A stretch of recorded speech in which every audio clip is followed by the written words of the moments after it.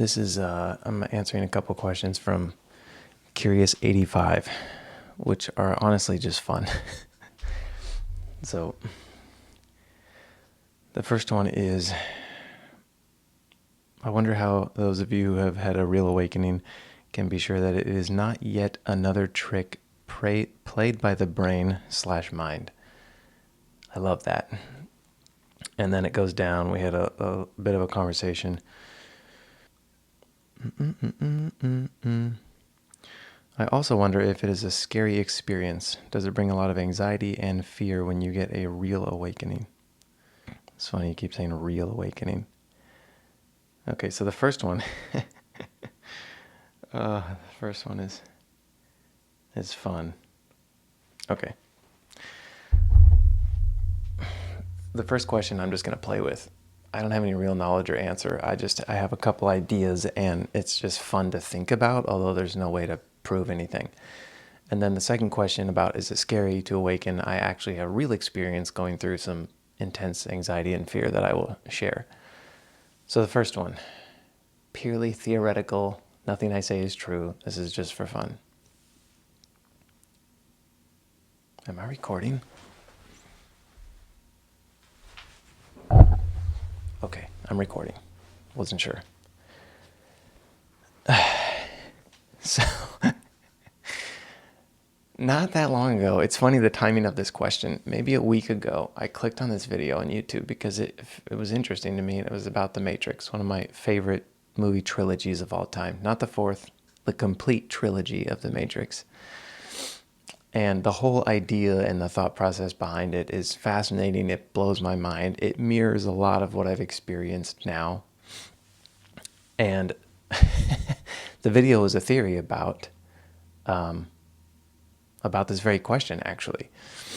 So in the movie, if you're not familiar with it, humans are plugged into a simulated reality, and that's what the world is. So they think they're living in the world, and then if they get unplugged from the reality, they wake up to the real world that is run by artificial intelligence, and it's darker, it's gloomier. There's only one human city left with real people that are awake, so to speak, and not plugged into the simulation. And that city is called Zion. Now, this guy in the video, his theory was that the real world and that human city of Zion was actually a second layer of the simulation. Because in the simulated reality, the artificial intelligence would have known in advance that humans have this need to wake up. And so they factored that in. So when certain humans weren't satisfied with the reality that they were in, they would search and they would seek until they finally woke up and they got saved out of the simulation. And the theory is when they woke up to the real world, that real world was just a second layer of the simulation. So it's like Inception, another movie I love. It's a layer within a layer. It's a fake within a fake that seems real, which is so terrifying to think about. So, in essence, you think you woke up, you think you're free, and you think you have escaped the simulation. But in reality, you're just in another layer of the simulation. And there's no way to know. That's the other problem. Now, bringing this back to awakening, yeah, there's a very real possibility that whatever state that I'm in now is just another part as the simulation.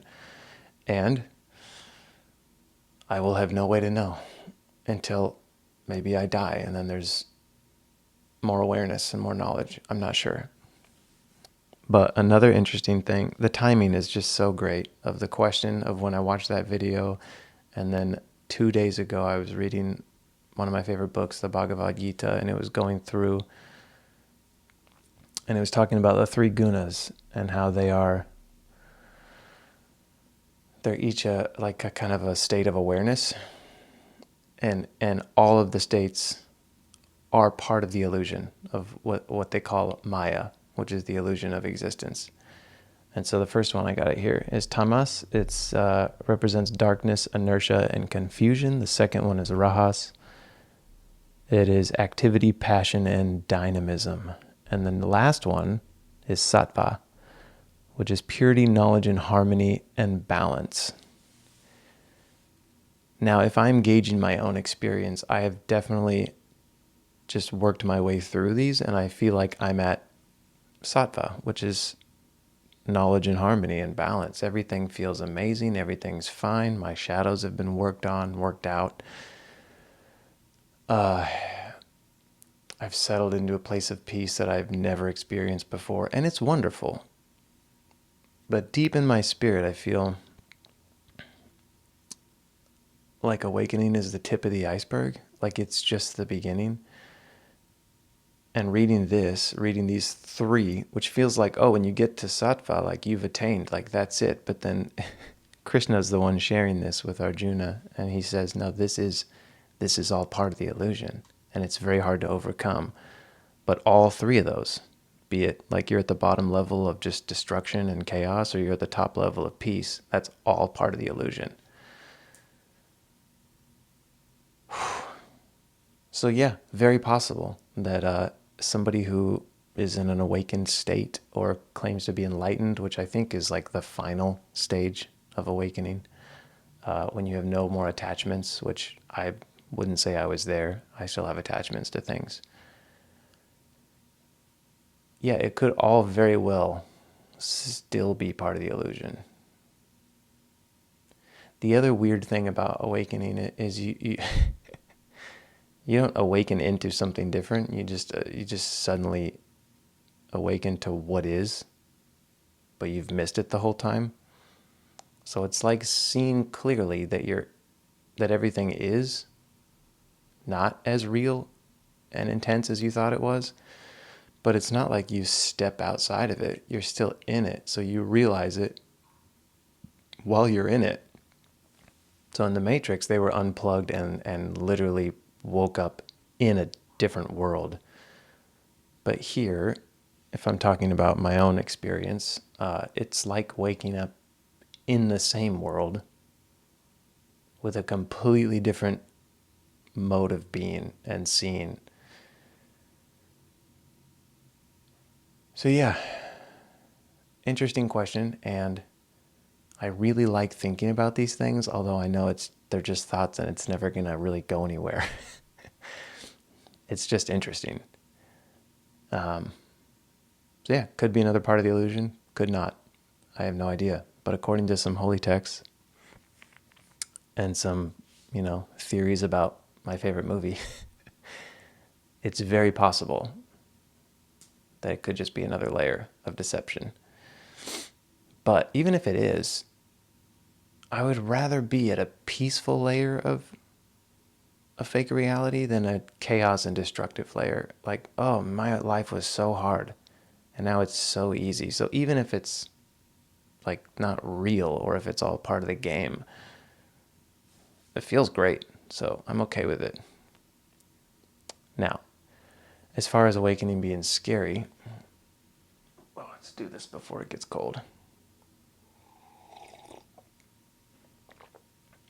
I don't know if there's real versus fake awakening. I guess maybe there is, because your question said a real awakening.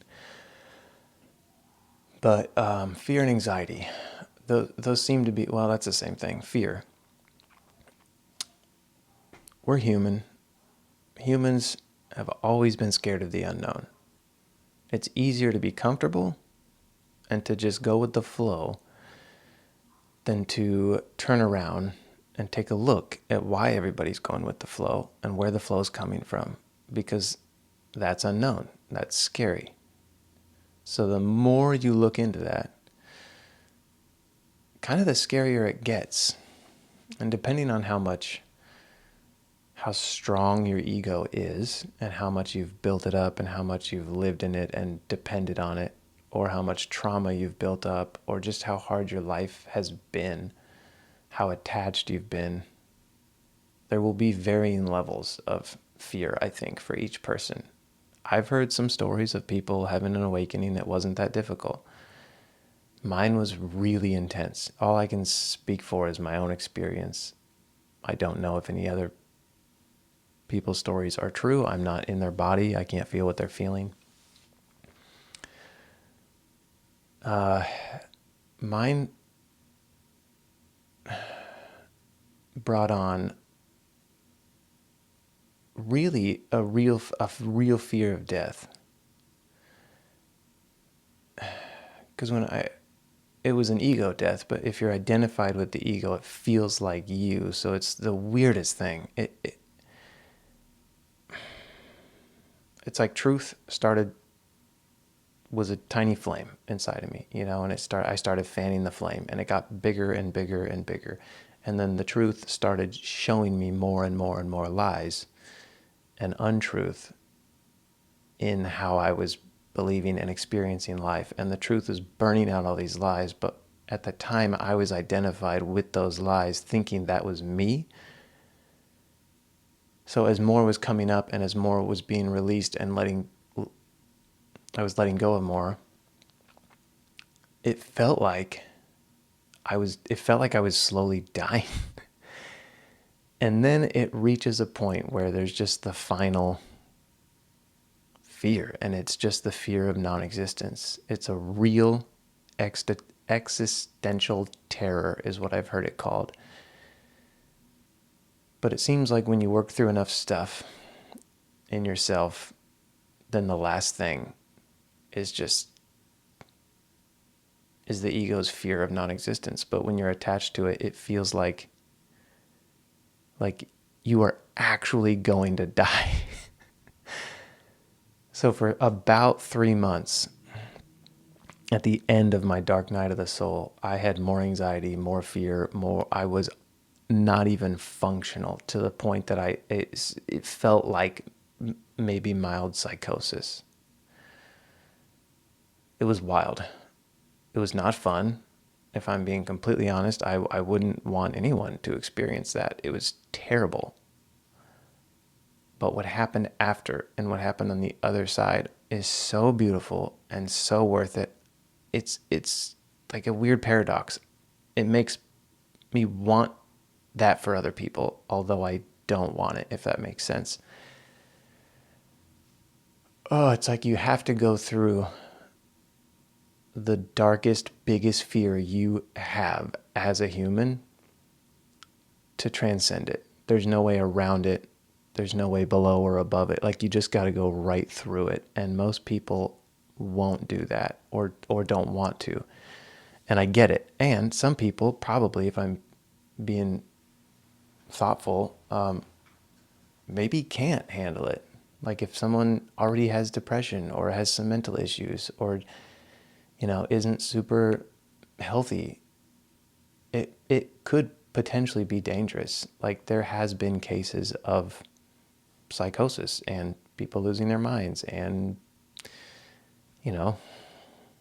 possibly suicide. I've heard some stories that aren't good. Yeah, the process, I don't know if I'd say it brings fear. I guess it does. It pushes you into truth.